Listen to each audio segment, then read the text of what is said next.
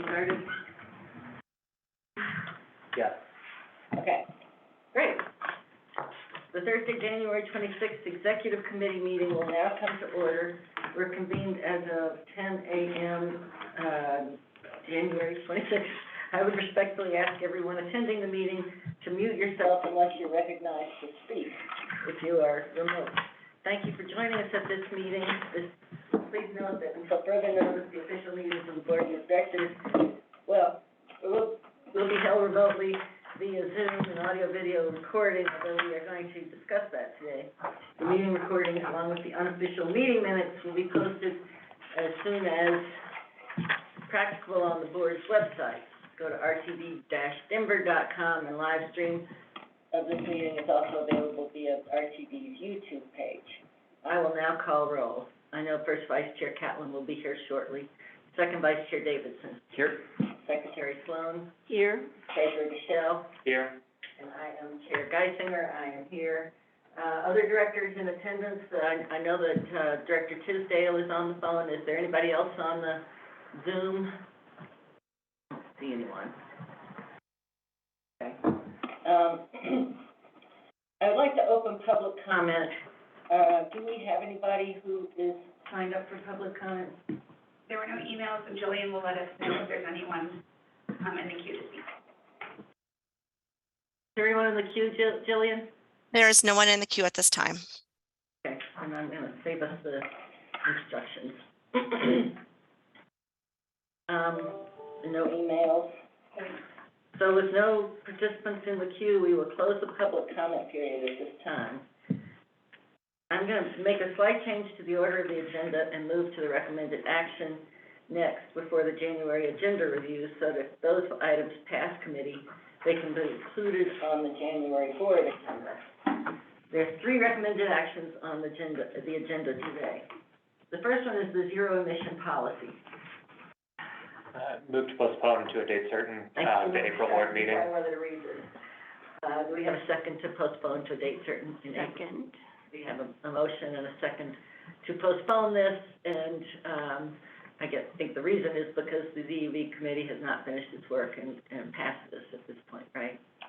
Yeah, I think, the discussion that was had at the ZEV meeting, and I'll preparing a written report, but, that was held yesterday. Yeah. Yesterday, was that, one of the big, kind of taking the learnings from the first roundtable, we're having another roundtable next week, so it certainly was not prudent. The entire purpose of pushing this to January was to be able to have the second roundtable before we voted. This is now coming in February, and we're working with staff as well on bringing forward certain questions, timing for scope of work for the fleet transition plan, which is also a pretty critical element to being able to make policy that we can at least have a bit more analysis on. So that's the reason for pushing it out to April, is to allow time for the second roundtable, for the scope of work for the fleet transition plan, and to then be able to come forward to the entire board with a more well-baked, well-studied plan. Thank you. Could I just make a Yes. comment? And I'm all for, having a full discussion when the committee is ready. But when you add all those attachments in, it makes it really awkward to scroll through our agenda. What about just having the links? That's fine with me. No opposition to my end. Okay, But, yeah. thank you. There's Peggy. No problem. Oh, you need a Oh, second? we've been doing, okay, I just, for the record, First Vice Chair Catlin has joined us, and, Director Whitmore has also joined us on, the Zoom and online. Hi. Hi. Welcome. So we have a, motion, Director, and Director Guzman has also joined us. Great, thanks everyone. Director Michelle, made the motion, and Director Sloan seconded, that we will postpone the ZEV committee, recommended action to a date certain in April. Executive committee and board meeting. All right, are there any no votes on this item? Okay, that is postponed with, 1, 2, 3, 4, 5 5 yes votes and 0 no votes and no abstentions. Motion passes. The next one, these are both kind of hot off the presses. Michael and I have been working together on some of these, and Deborah. Approval of a proclamation for Zero Fare for Better Air initiative. For the Board of Directors to approve the proclamation recognizing contributions to the successful Zero Fare for Better Air. Do we have a motion? Lots of motions. All right. I'll have, I heard Director Catlin as the movement and Director Davidson as the second. Is there discussion on this item? I have a little bit, but anyone else? I have a question, Sure. which is there a reason financial stewardship is not, or I forgot the exact term we use, responsible use of public funds is not included as one of the strategic priorities that we're hitting by acknowledging the proclamation of getting state money to be able to provide free transit? Oh, if I may? Sure. So holistically, when we first embarked on this endeavor, the whole aspect behind it was community value and customer excellence, recognizing at the time in which we pursued this endeavor, we had no understanding when we brought this forward to you all relative to financial success, that wasn't identified. But as we go forward, quite naturally, as we're good stewards and we have fiduciary responsibilities, that's more or less inherent. So I would say that was something that we didn't overlook holistically, but the primary priorities were focused on community value and customer excellence, but totally amenable as we look at it holistically, because in reference to the monies that we were able to garner from the state of Colorado, we handled those monies in a very prudent fashion. So your point is well taken, but I yield that to the committee holistically to make that decision. No, I was just curious. I don't feel passionate enough to add it. Discussion item, maybe something we would all agree with, so I think that's fine. On the proclamation itself, I hope we will pass this, and I hope everyone is okay if there's some minor changes. For instance, we name a lot of people and groups, and the purpose of this is to read it at the, party that's being put on by the, Transit Alliance next week. We would pass it on the 31st, and, I would read it the next day. So I just want to run it by, mostly what I have in mind is if we've missed anyone, that, we should be like one of those groups. So I need to run it by Danny Katz and kind of put that together. There might be some other little changes. There was, one suggestion of, a little bit additional language in the proclamation part, but I think as long as you're all okay with passing it with some minor changes being made. All right, do we have any, no votes on this? Right, with 5 yes votes and 0 no votes and 0 abstentions, that motion passes. Our last recommended action is the ozone season transit grant program flexibilities. It's in whether the board will support HB 23-1101. The motion is for the board of directors to adopt a support this position on HB 23-1101 ozone season transit grant program flexibility. Do we have a motion? So moved. Second? Okay, I hear Director Davidson as the movement and Director Sloan as the second. Is there discussion on this item? And I'd like to ask Michael to address it briefly, if that's okay. Yeah. I just can address explain. it before. Yeah, I think that's fine. I can stand here and address y'all.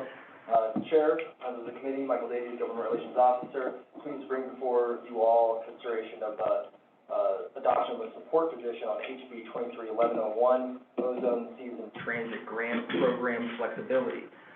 This bill was just introduced a couple of days ago.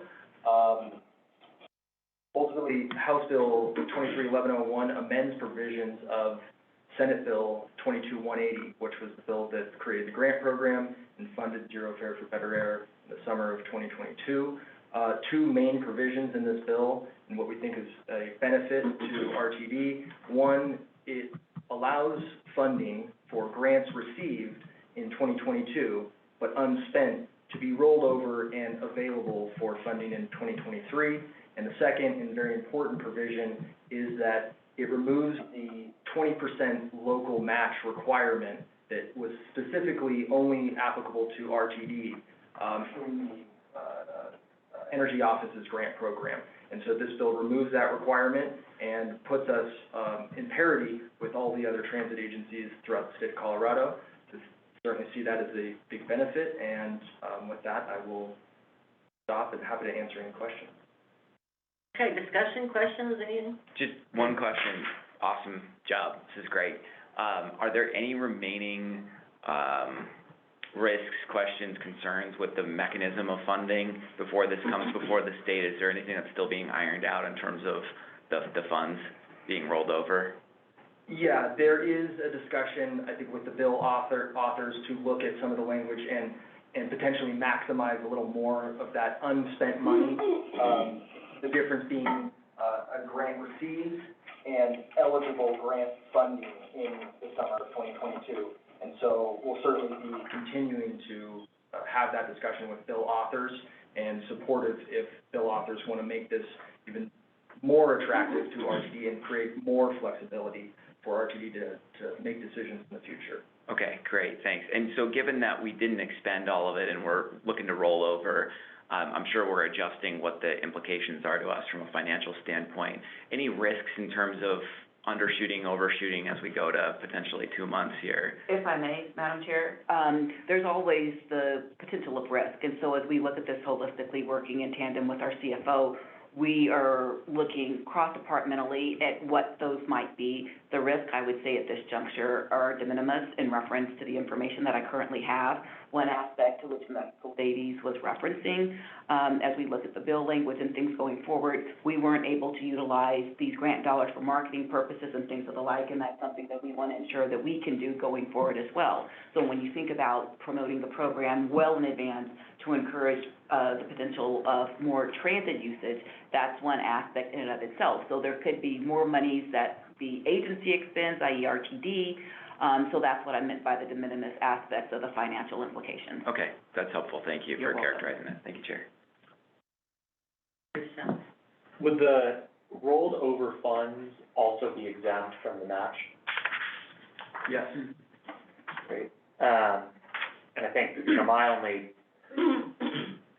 concern on the recommended action is, I think everyone here knows, policy can change quickly, and especially at the State House, and not always in the way that is a support motion. So to the extent we can caveat our support that it's, as currently drafted, furthering certain intent, I feel like that's important versus a blanket, we support it, as draft, we support it.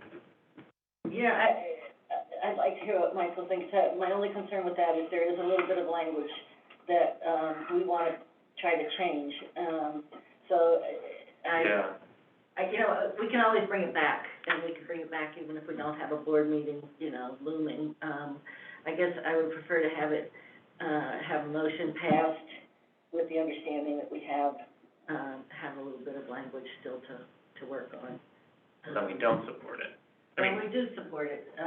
We could change the motion and say we support it with potential for amendments to achieve the goal is, which is rollover of those funds and take away the 20%. Would you prefer that? Yeah, just because that way, right, if someone else is picking this up, Yeah. another government affairs person picking it up, I want to make sure that they see that our support is sort of contingent on. Hitting the right. I think that's a good point. Do we have a motion that would amend this to, say that we support this and, support, I don't know how you want to say it, but that we expect to be making some minor change to the language or support an amendment to the language to achieve the goals of,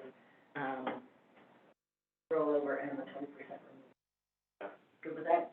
Sure, and could I suggest, support a potential amendment that would allow greater flexibility with unspent dollars from, 2022. Great. Yeah, I will, Yeah. I'm good with whatever language you all craft based on You this want to discussion. state well, I can try it. I've got the recommended action in front of me if I haven't lost it here.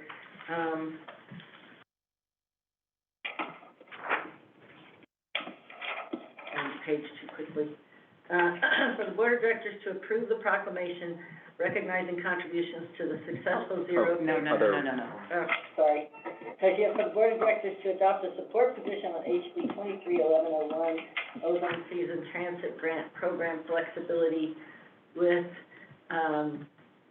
the amendment to, allow it, to, support changes to the language that allow more flexibility for additional revenue. Is that what you're looking for? I think that's clear direction to me.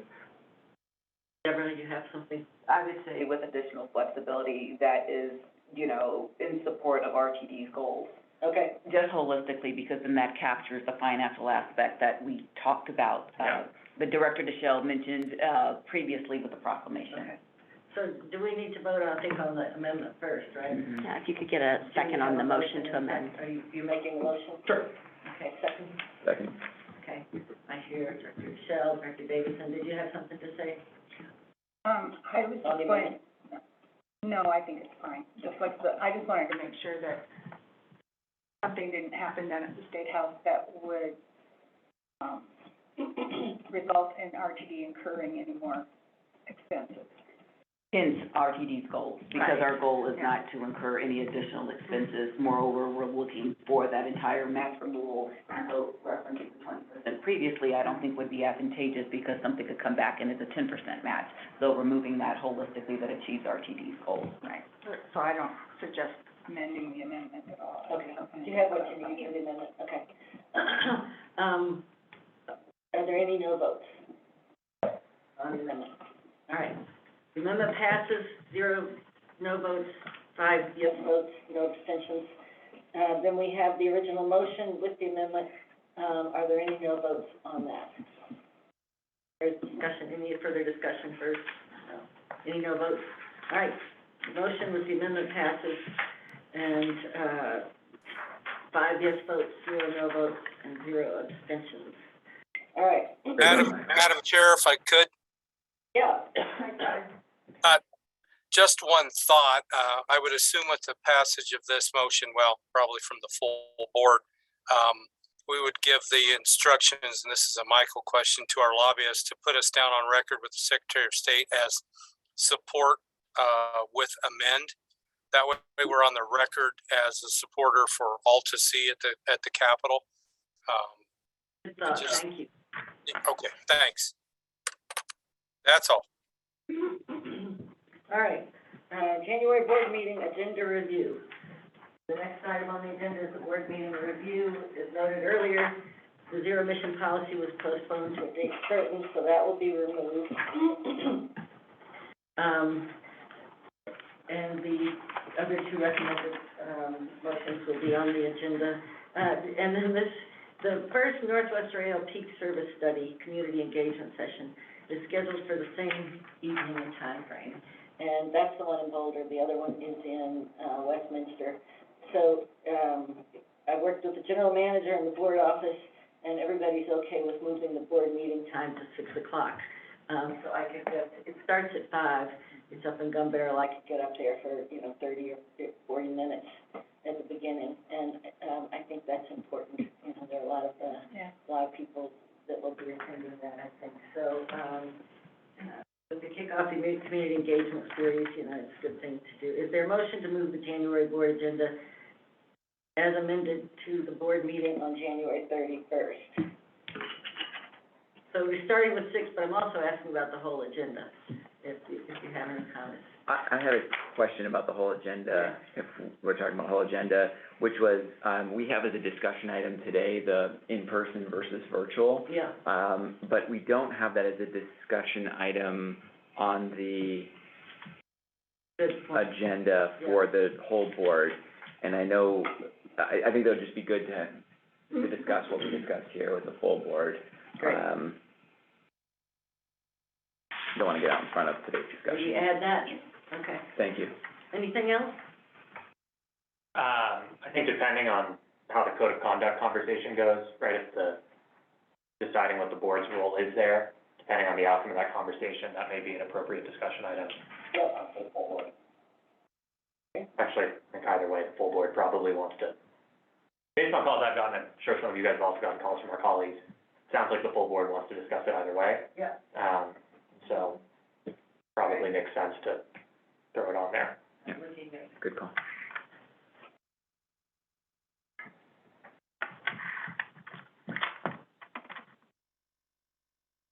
Okay, I think most of the other things that we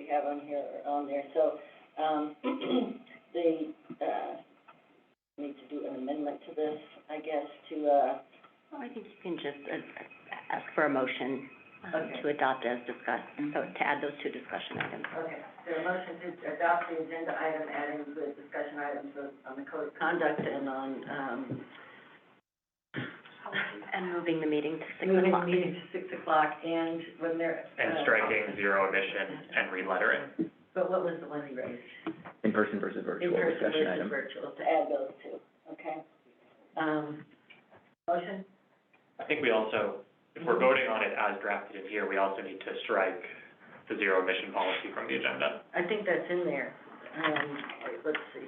Yeah, oh, it was just in the discussion, yeah, okay. Madam Chair, if I may, recognizing we're gonna have a discussion and pursuant to the conversation that you and I had, it's more or less about customer and public-facing policies, i.e. the code of conduct as an example holistically.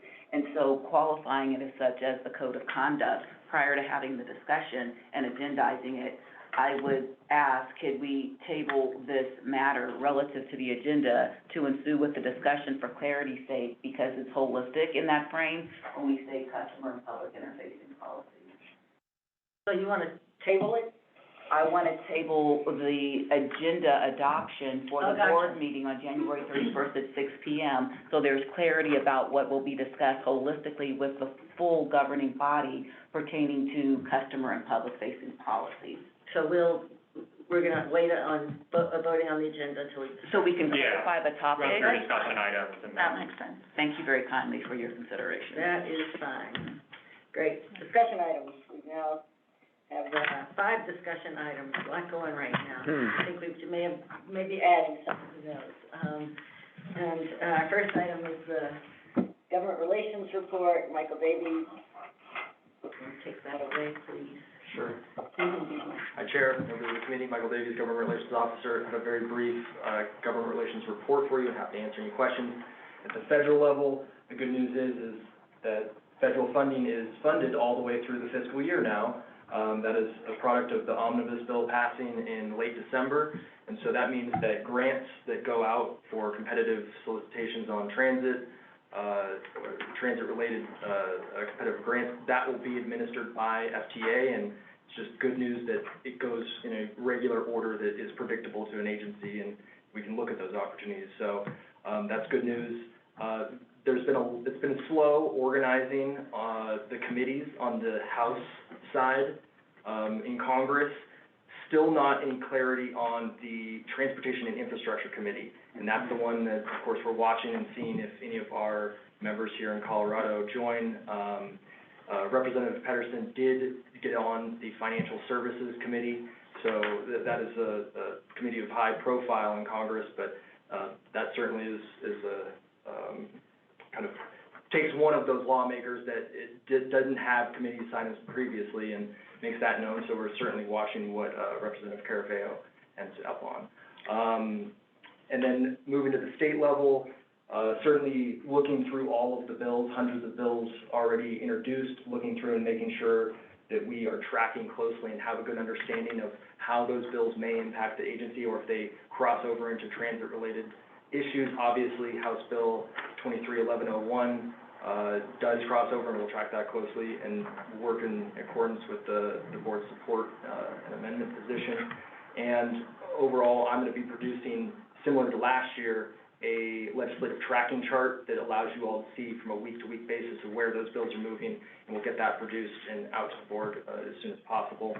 And then just quickly touching on the local level, planning with the sub-regional service councils, and this is in coordination with the planning department.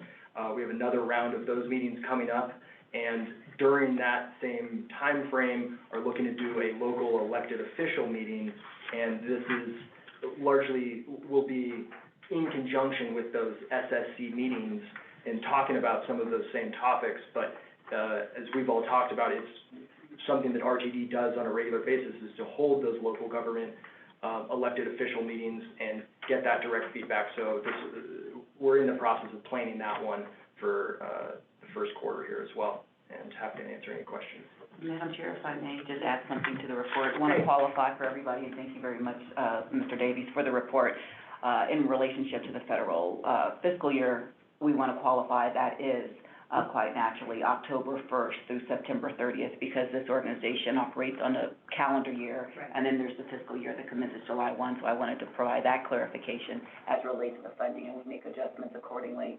And, to the latter part of the report that Mr. Davies gave in reference to the elected officials meetings, I want to ensure that you all are aware that we'll be working in tandem with you. We disseminated just yesterday, information pertaining to a local government, elected official survey that provided some insight, into, a small snapshot of electeds', perceptions and opinions and attitudes towards the engagement, and we will be working in tandem with our local contractor, on the government relations side to ensure that all of you are engaged. And so I just wanted to add that information, so you're cognizant of that fact as we go forward. Thank you. Thank you. Discussion, Director Michelle. So is there a risk, or do we need to be doing contingency planning, if due to a failure to raise the debt ceiling, is there a risk that some of those FTA grants may be ones that the Fed decides to call back? Do we need to be thinking through, alternative options if we're relying on federal funds that may not be there? Or is that money separated out distinctly enough? Because much of the federal money comes through the Highway Trust Fund, it really is a dedicated fund that is locked. And so that is the good thing of having a Highway Trust Fund, and that is the bulk of federal money. I think, you know, on the competitive side of funding, that's certainly something to watch, but no indication right now that that would be a risk that we need to seriously contemplate. Great, thank you. Vice Chair Catlin. I was going to, I appreciate your comments about the engagement with the board. I received some, comments and concerns from folks in my district, about lack of representation. And, I mean, really, you only have the county commissioners. There are, a lot of the communities up there don't have city councils and that kind of thing. And so there was some concern that for the sub-regional councils, that there was only one representative. Andy. And he left. Andy, sir. No, this was, from the staff level. Oh. And so it was Steve Durian, yeah. And so there seems to be a void, I guess, of, wanting to make sure that we reach out and engage a little bit more broadly. I talked to Jim Webster about that a little bit, but. Yeah, certainly, thank you for mentioning it. It's certainly something we're aware of. Our contractor that helps us out on the sub-regional service councils is definitely aware of, and, you know, I think we're exploring options of how we engage some of those community organizations that can do that work to get out to some of the smaller mountain towns that you represent and make sure that they're, you know, if they can't actually attend our meeting, that their voice is at least represented through somebody that can, and, do everything There are we some can groups to who are make trying to sure. get organized, that, I mean, they don't have standing like a city council. I mean, NADA is a well-oiled machine up north, but these communities just don't really have that capability, so. Just something to add? Yeah, I just wanted to add, so yes, to Michael's point, conversations have ensued, as well as with our planning team as well, in recognizing the, concerns that are raised holistically, that we are adjusting and modifying, and as relates from the staff level, trying to ensure that there is coordination, garnered, to address that going forward. So it, for lack of a better phrase that's not coming to mind, it could be a one-off of we're going to ensure, and we have a commitment to make it happen, that we get those voices holistically, even if it's not in that traditional form of the sub-regional service council, because those mountain towns may not have the staff, but we will ensure that we're engaging in a meaningful way and deduce what might be most beneficial. Okay, thank you. You're welcome. And then I did hear, Congresswoman Carabello express some interest on some broadcast I was listening to of being on the T&I committee. So, We hope her interest is Right. heard loud and clear by leadership in Congress and puts her on that committee. yeah, anyway, that was encouraging. That would be good. Thrilled that she was interested in that. I have a couple of comments on this, and one of them gets to the retreat. We can, you know, talk more about it at that point. But, one of these I've discussed with, the GM and with, Michael Davies, and one of them just kind of came to me this morning, which, that we're gonna shift to having our local and state, lobbyists start coming to the meetings, especially during the legislative session. Michael, I think, will still do the federal and introduce the lobbyists, and then, I think we need more of a relationship, you know, the board members generally, with the lobbyists. Michael's doing a great job on all of these things, but I think that gives us a little better sense. And then, one thing, I don't know if this is a retreat, maybe a retreat topic, maybe, you know, something else we put together, but I would like, to see, this is my thought, obviously up to the board, but I would like to see, each director, you know, working with Michael and with Jen Webster and Jennifer Brandeberry and all of us, to come out with an action plan for engagement, so that, you know, we kind of have in mind which city council, some of it, I know, Treasurer Deschelle has, 4 cities in your district or something, or 4 areas, counties or something? Denver, Englewood, Sheridan, Beaumar, Littleton. Oh, gosh. Jeffco, Arapahoe. Yeah, and it may be that somebody else can take Jeffco and Arapahoe, Yeah. for instance, you know, you don't have to do all of that outreach, but, I think, it would probably help if we put together, and I apologize, I like to talk about these things in advance with Deborah and Michael, but it just came to me this morning, and we can talk about it if that's what everybody wants, you know. Just got, some feedback via email that folks are having a hard time hearing us. Okay. So folks can try to lean in, I think it's these mics when we're talking, to make sure that everyone can hear. Great, thanks. Yeah. I don't know if we can turn those up. Thank you. Yeah, sorry about that, Director Tisdale. All right, thank you for the report. And, next item is the board's role in deciding customer and public-facing policies, like the code of conduct. I'd like to open this up for discussion. We might start off with Ms. Johnson. I think it would be good to sort of talk about the code of conduct in particular, and then, you know, what your questions are after that. And it may be that we're just teeing this up for a board discussion or a retreat topic we can decide in a few minutes. Sure, thank you very kindly, Madam Chair, and I appreciate you agendizing this, item. And I want to share for the Executive Committee's edification as relates to the Code of Conduct. In particular, I qualify this as customer and public-facing policies because there is some confusion as relates to the role in which I play. And I thought it would be prudent that we have a collective discussion, because I'd like you to know, as we looked at the Code of Conduct holistically, that I was not doing anything in reference to trying to shut out the board, and had conferred previously with the immediate past chair on a path forward, recognizing that we did have an e-bike policy, for instance, which is customer and public interfacing, in which I apprised the board in the same manner that did not come to this body. So the point of the matter of me putting it here was to ensure that there's an understanding collectively about the expectation as we look at some policies, because we have a myriad of them that would be qualified as customer-facing, and public-facing as well. And I thought it would be prudent to have a discussion relative to what that is as we go forward, because if you would take an opportunity to look at various elements that would be qualified as a policy per se that don't come to this board for action. From a regulatory compliance vantage point, we have a disadvantaged business enterprise policy in which we said race-conscious, race-neutral goals. We have a equal employment opportunity policy that falls under Title VII at the federal level that doesn't come to this board. And those are both customer and public interfacing.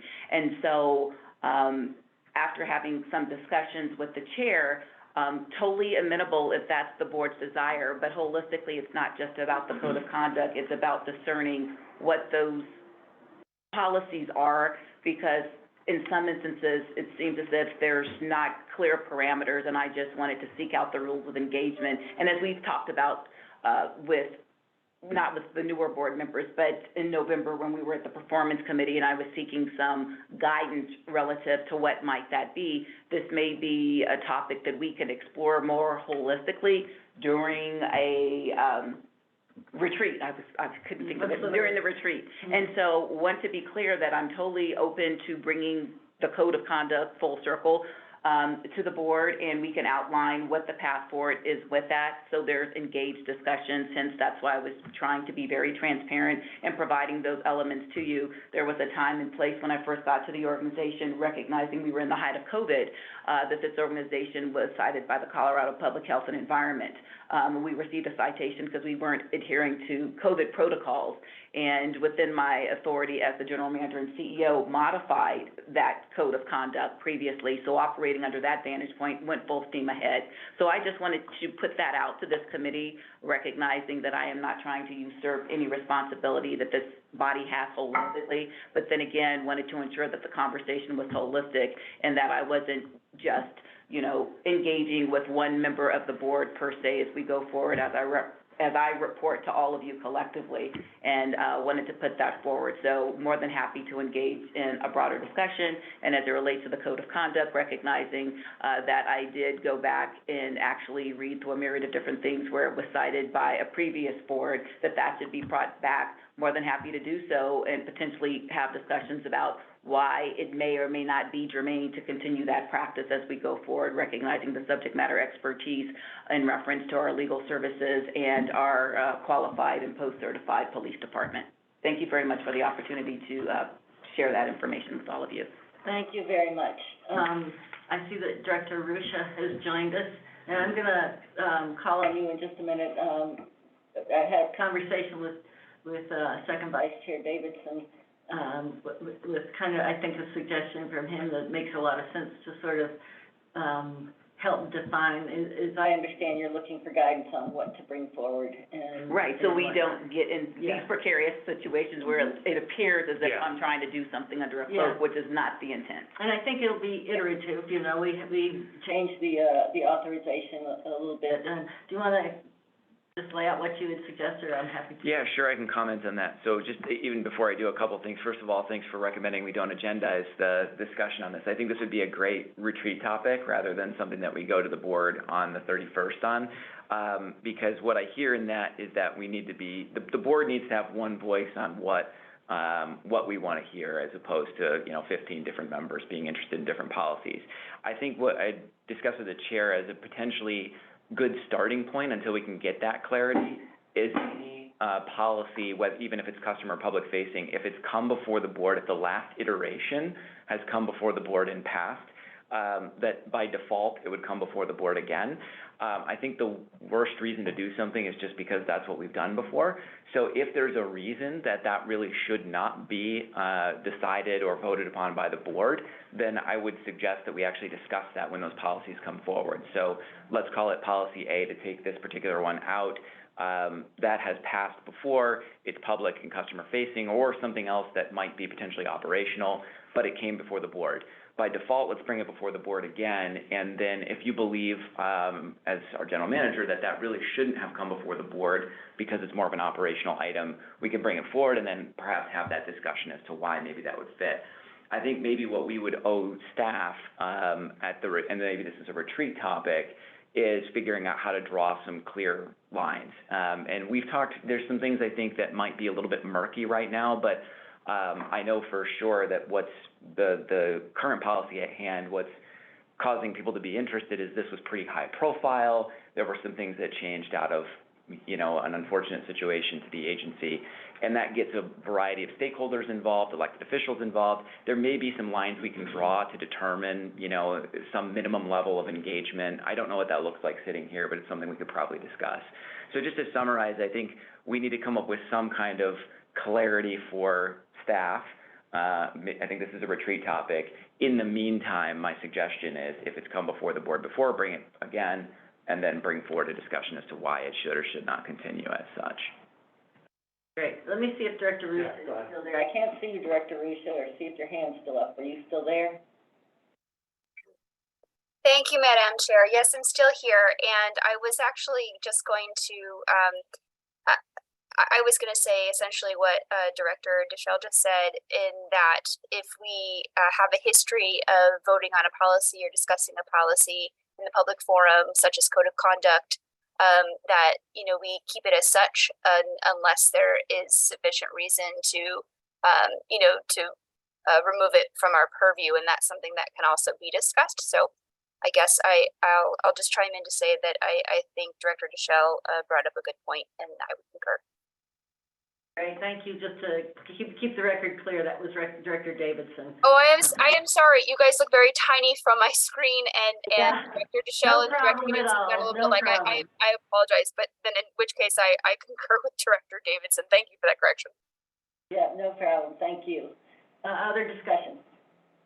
Director Deschel. Great to be confused with Director Davidson. It's a true honor. I think, one thing that we may want to consider for retreat is, if we're gonna genuinely reevaluate this and we want to provide genuine direction, to the extent we have a list of the policies, just provide them Yep. to the board and provide them to the board prior to retreat, and we can just, not necessarily amending each and every policy, but at least we then know, hey, here's the universe of currently existing policies. Correct.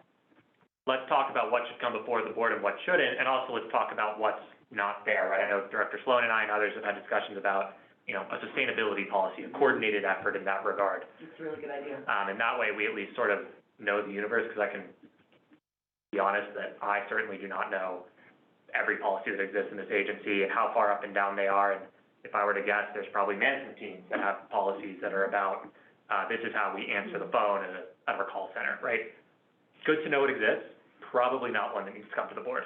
Right. So I think that would be probably really helpful. Great, Secretary Sloan. Thank you, Madam Chair. And that brings to mind the fact that there are policies that are not necessarily customer-facing that we might want to review. And, an example of that might be the orientation procedure for new board members, because that is like inherent in the board's relationship, and I believe that could be listed as one of the policies that the board should have input on. Good thought. I can't see everybody who's online, because we're mostly seeing ourselves. So is there, I know Director Tisdale is there. Is there anybody else? Oh, he does have his hand up. Yeah. Up. Director Tisdale.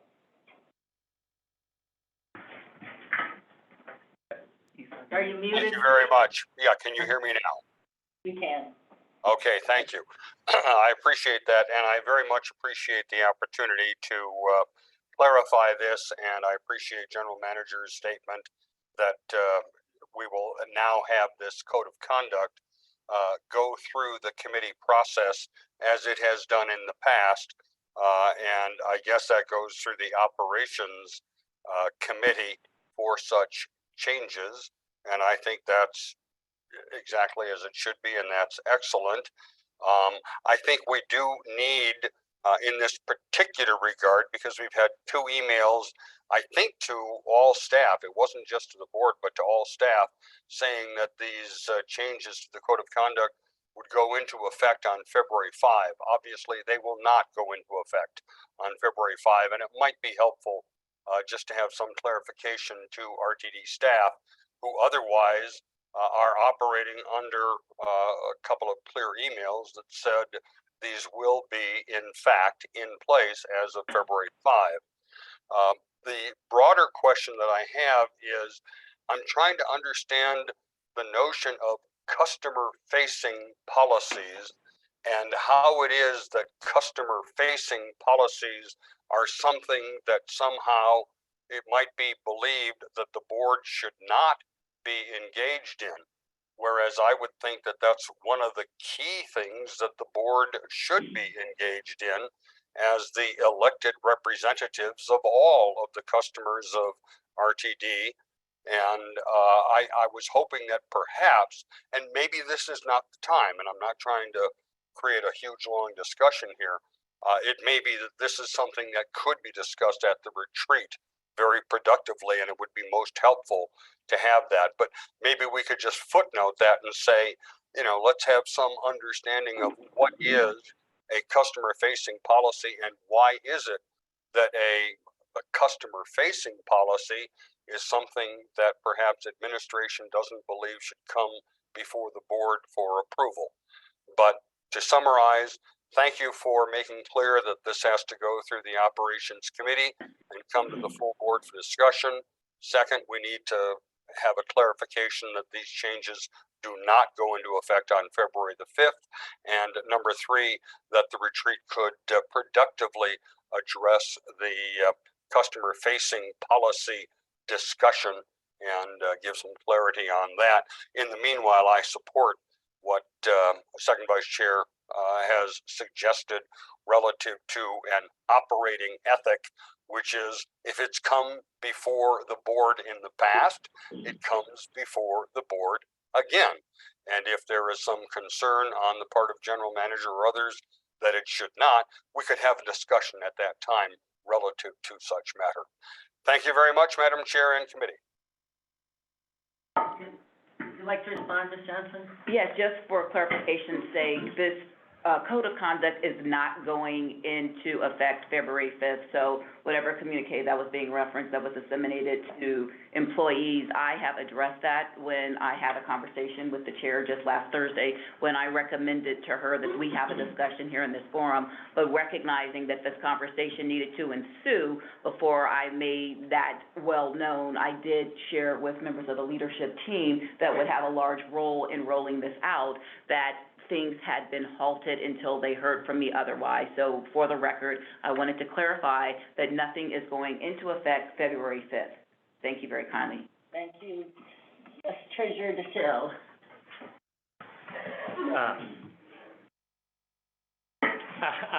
Have we coordinated with ATU on this, on developing the policy? It'd be great. The code of conduct? The code of excuse me. With the code of conduct, it'd be great to have their voice on here as well, if we, depending on the level of coordination. Madam Chair, if I may. You may. So recognizing that 2/3 of our workforce are represented by ATU 1001 and quite naturally are represented by 1001 as their RTD employees first and foremost, in reference to modifying the code of conduct, this was done with employee input relative specifically to our frontline employees from a supervisorial vantage point, as well as those that are working out on the right-of-way, because they often have been caught in precarious positions where they have been assaulted. So yes, there has been conversations, not to mention that RTD has a committee that's called the Assault Committee, in which Michael Ford leads in conjunction with the chair, the president of ATU, and now the secretary, I maybe have the titles wrong, but it was the former vice chair of ATU, and that committee meets on a biweekly basis. So yes, this was done quite naturally as we're trying to provide a welcoming and supportive work environment for the vast majority of our employees here at the Regional Transportation District. So thank you. Thank you, and hopefully one day, the committee doesn't need to, that specific committee can be retired. Yeah, no kidding. Not what. But until then, thank you. Or at least renamed. So, I think that there's some good ideas here. I think that it's starting to give good feedback, that if it came to the board in the past, it comes to the board, or at least have the discussion with the board about whether, you know, if there's reason that you don't think it should. And I like also Treasurer DeShill and Secretary Sloan's suggestions of looking at specific policies to the extent we can, because the more we talk about it up here, the less definition we're giving, you know, and so I think that that's good suggestions too. And it sounds like people are inclined to make this a retreat topic rather than something to bring up in the agenda this time. So we will not add that to the agenda.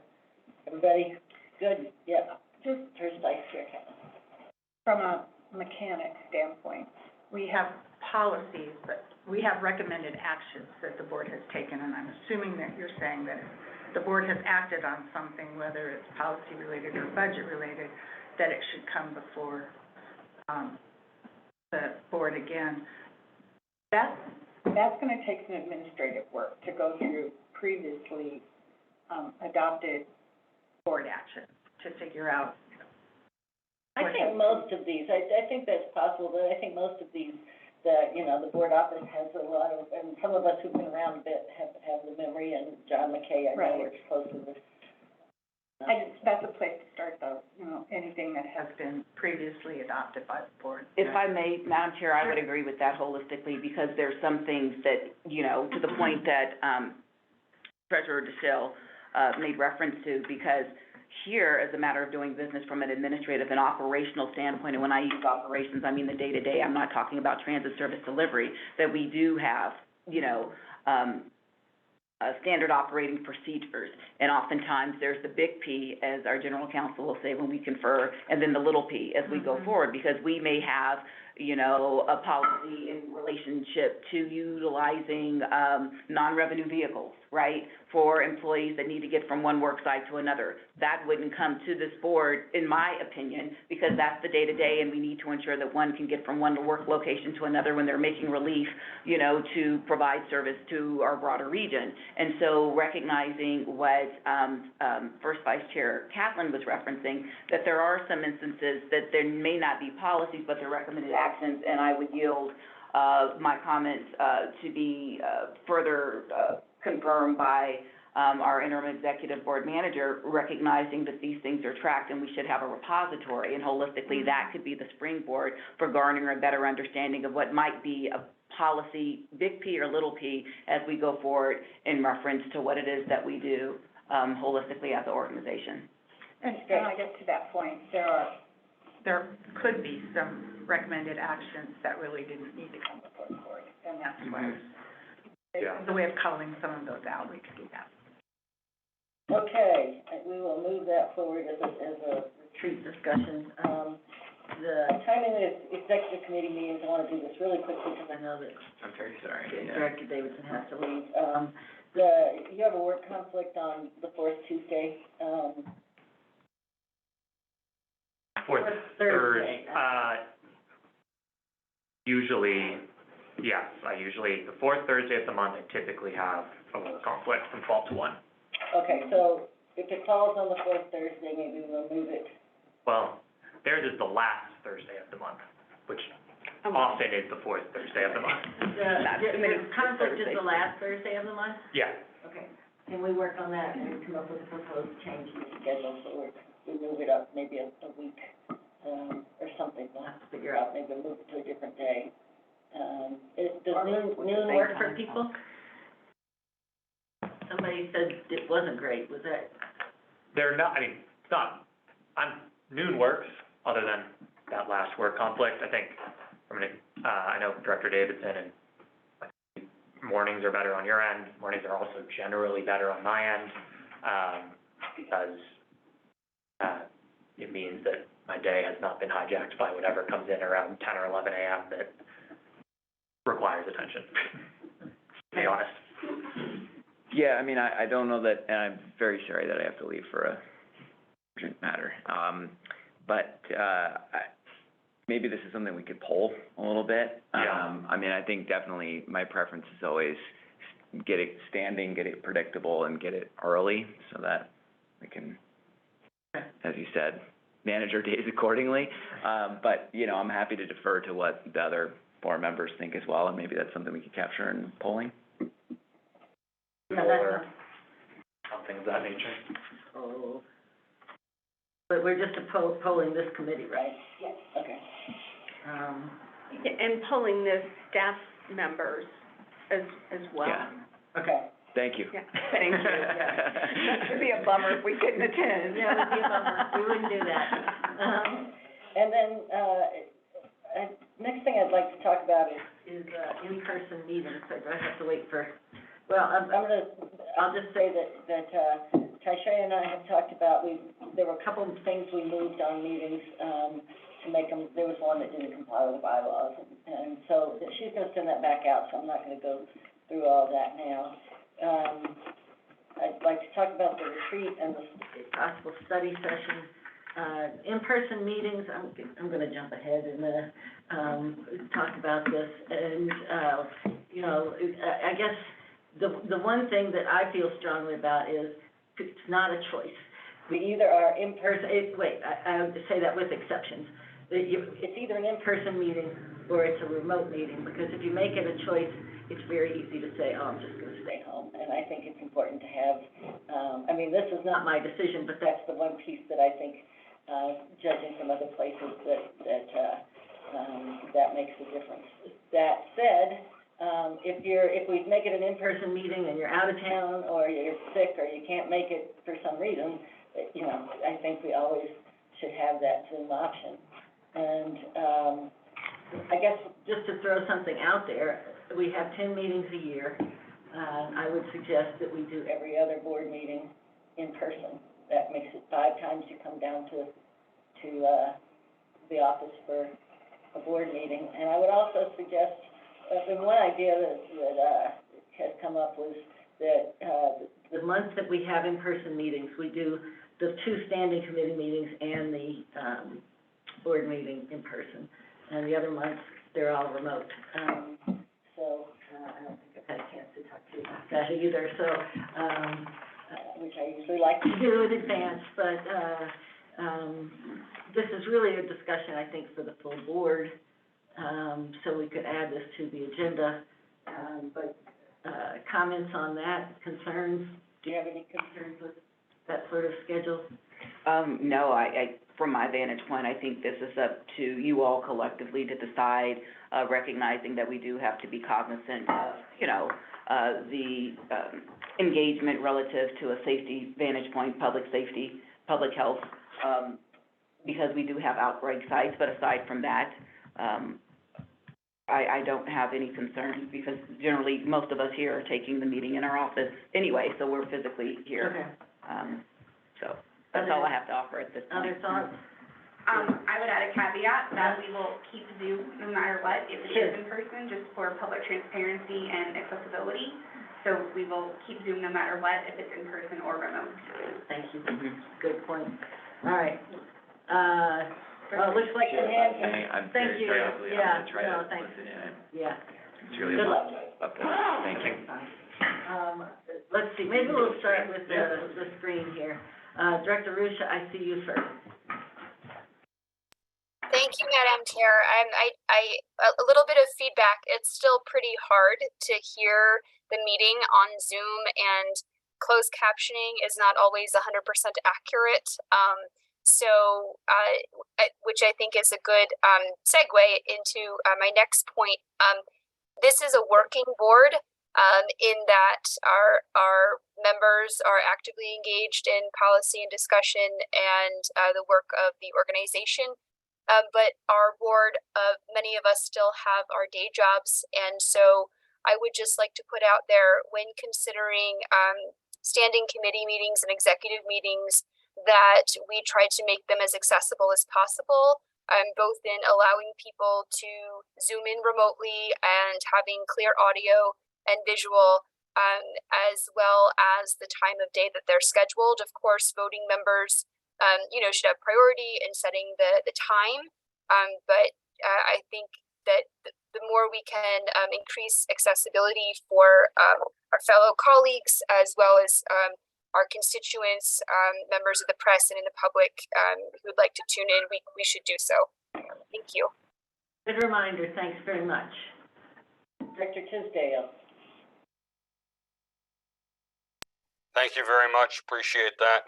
I would, and I know we'll discuss it at the board meeting, so I won't take a lot of time now, but I would note that I am not aware of any other governmental body in the state of Colorado that continues to hold virtual meetings.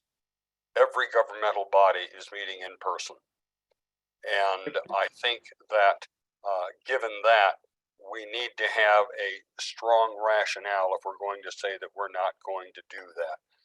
And I recognize there might be a few outliers or exceptions, but I would submit that if one did a survey, one would find that undoubtedly 80 to 90% of all governmental bodies are meeting in person.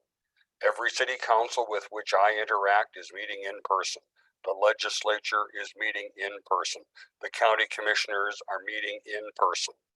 There may be some other organizations that are not, but I think the governmental bodies, particularly with which we interact, are meeting in person.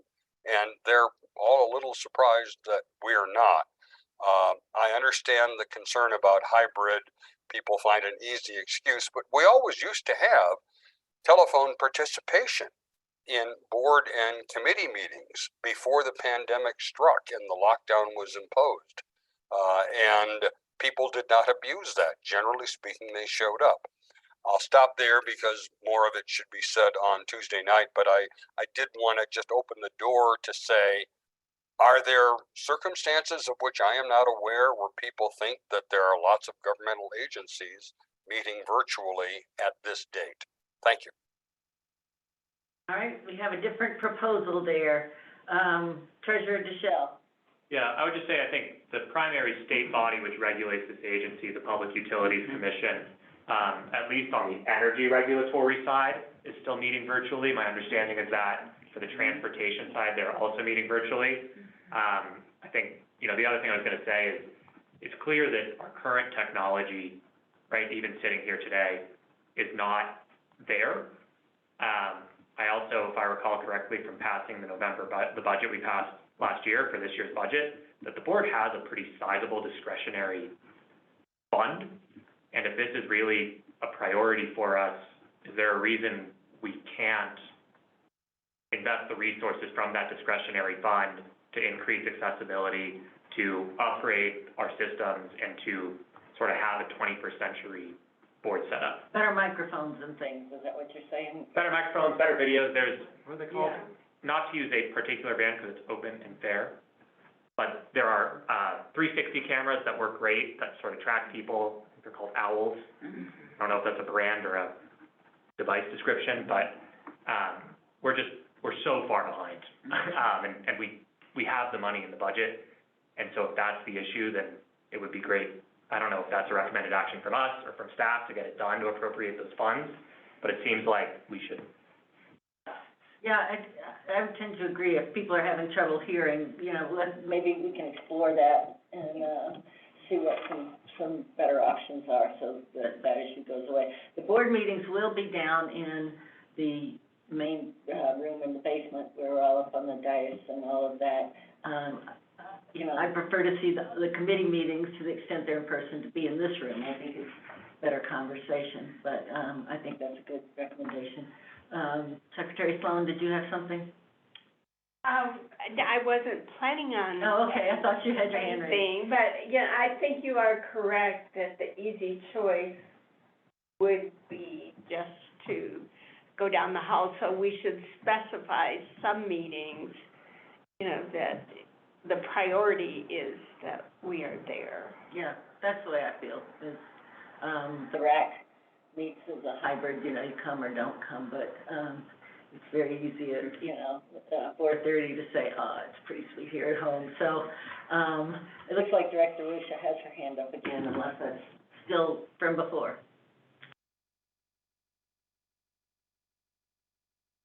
Anything to add, Director Rusha, or is your hand still from before?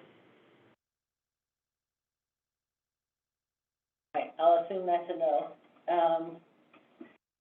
All right, well, I guess we'll take this conversation, I made a recommendation, and Director Tisdale made a different one, and, what should we do? Should we take this to the board and kind of, see where we end up? My proposal would be, take it to the board, let's have a discussion, let's identify 3 to 5 options, and just do a ranked choice vote.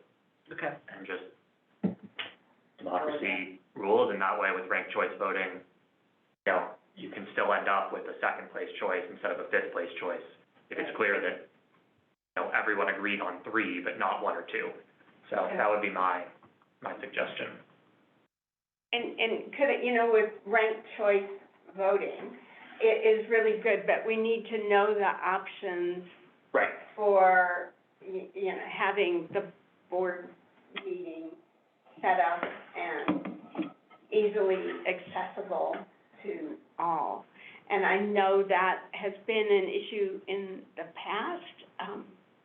Yes, Tishray, to speak to that. So can you elaborate on your question? Like what Do I answer correctly? Well, as I understand it, there were a lot of difficulties that staff encountered in making sure there was internet access from the board So- meeting room. So during COVID, which we're still doing, we've been working on the RTD conference room. We've had some test meetings, we've had some issues with sound, with Zoom, with having a delay in the room. We're hoping to have everything ready to go for the February meeting cycle. However, this room was not included in that rehab, so we need to figure out what we need to do for this room to get this room up and running. There are probably some quick fixes we can do with the OWL camera. It might be beneficial if you each brought your tablet, so you could have your camera facing you. So you could each be, on the screen as you're speaking. So the directors are gonna have to take some ownership in bringing their devices, for the smaller committees, if they're going to be held in here, so that we can take care of that. But for downstairs, you have, a touch screen, you have a microphone, all that's integrated into the room, whereas this room does not have that capability, or it doesn't have those functions currently. And what I'm saying is, if there's just gonna be ranked choice voting, people ought to understand what each option Right. means. So I could work with the chair, Yeah. to come up with some of those options that we can distribute before next Tuesday, so the full board can see what options are available. Or potentially we'll just do it after next Tuesday, we do the ranked choice voting, come up with the options in the meeting. Yeah, that was my thought, was come up with options in the meeting on Tuesday as a board, and then vote Something like that, okay, by email or by survey. all right. Retreat, I'm losing track, we have so many discussion items, I'm not sure if this is on our agenda right now, but let's see, yeah, I thought so. You know, it looks to me like, March 25th, I think, was the date that most people chose, and, I didn't pick up that, I think it's the 25th, because the one before was the 18th. Second Vice Chair Davidson had a no on it, he can change that. I know, I talked with you, Director Whitmore, and it's not good for you. I don't know if you might be able to Zoom in for a couple of hours, or, but it looked like that was the best for most people. It's not good for me. I've got a pretty heavy-duty family commitment, so I'll hate to miss it, but maybe it'll switch, but got people coming in from out of state to empty out my in-laws' house, and spring break week to where we have some extra time. Truly unfortunate. I will hate to miss it. I'll see what I can do, but family comes first. Sorry. Sure, okay. Yeah, I'm sorry about that too, but it didn't look like there were any dates listed, you know, it looked like all the other dates had more people that were unavailable, so I guess that would be our first shot. We need to get a scope of work out to now to potential facilitators, and, we had last year's that, Secretary sent out to, the executive committee, maybe to the board, I can't remember. That was to the executive committee. Last week. Some of those issues are the same, but I think, hopefully our goal would be to come to, more specific, you know, in terms of the policies, more specifics in terms of, you know, engagement of the board with their local communities and the legislature, more specifics, so that we're really leaving the retreat with some specifics. And I guess, maybe we should send that scope of work out to the whole board, if you would, and just ask for comments. I might take another crack at it, a crack at it first, and we'll ask for comments, pretty quickly, so we can get that posted, okay? Any hands on the wall there?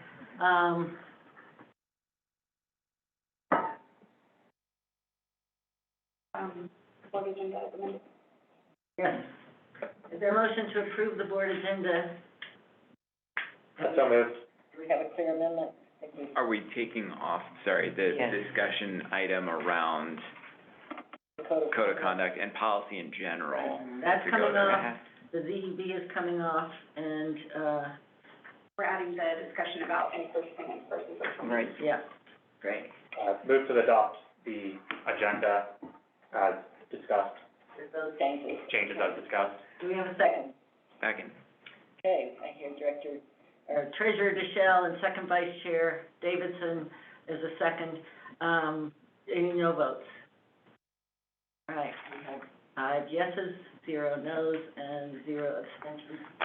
Is there anything else on our schedule here? Other matters? I have one quick other matter, which is conferences. I know in the past, or my experience in the past has been people just sort of go to the conference that they feel compelled to go to. And I think there's some real opportunity to be a bit more strategic about, do people want to go to conferences? Which conferences do they want to go to? Do we want to send people by themselves? Do we want to make sure people are going in twos?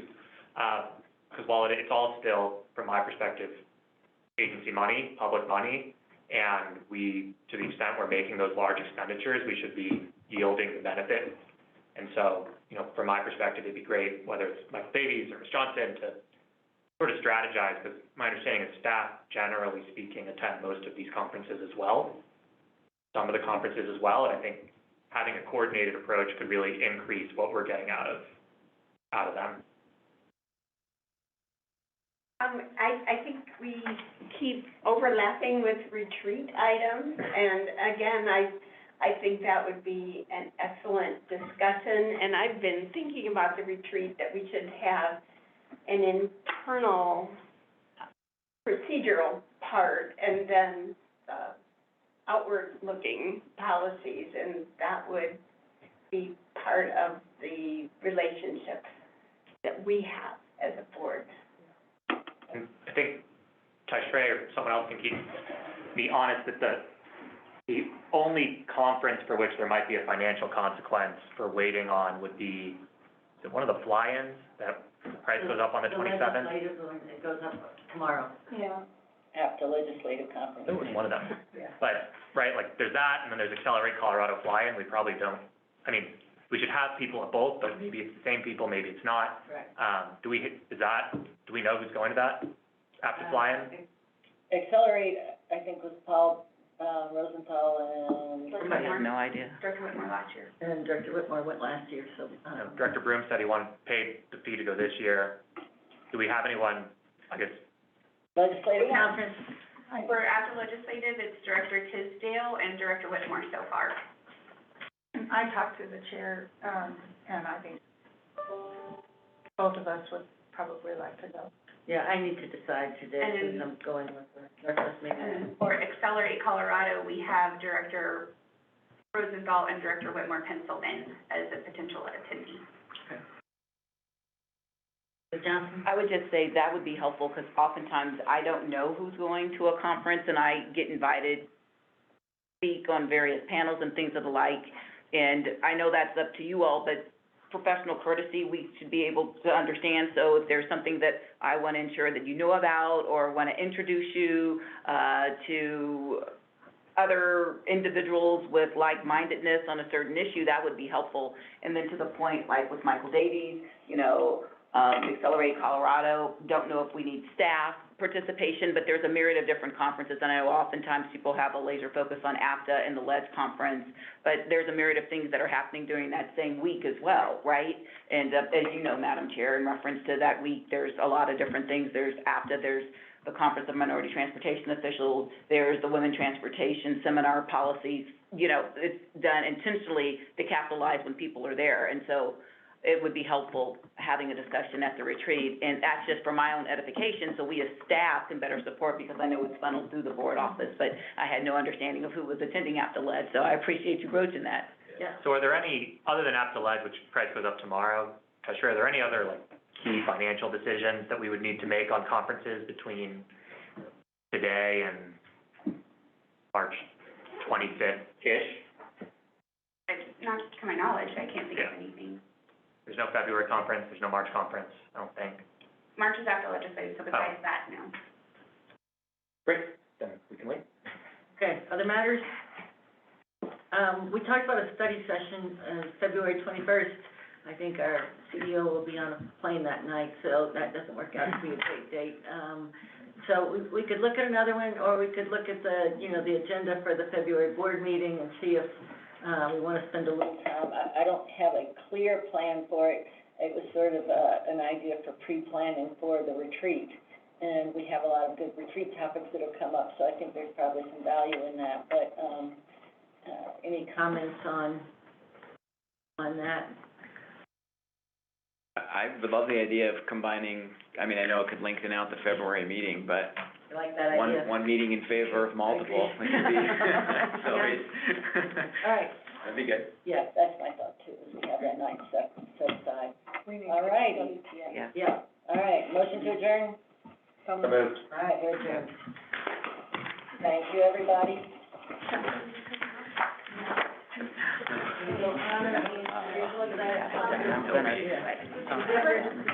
I'm gonna,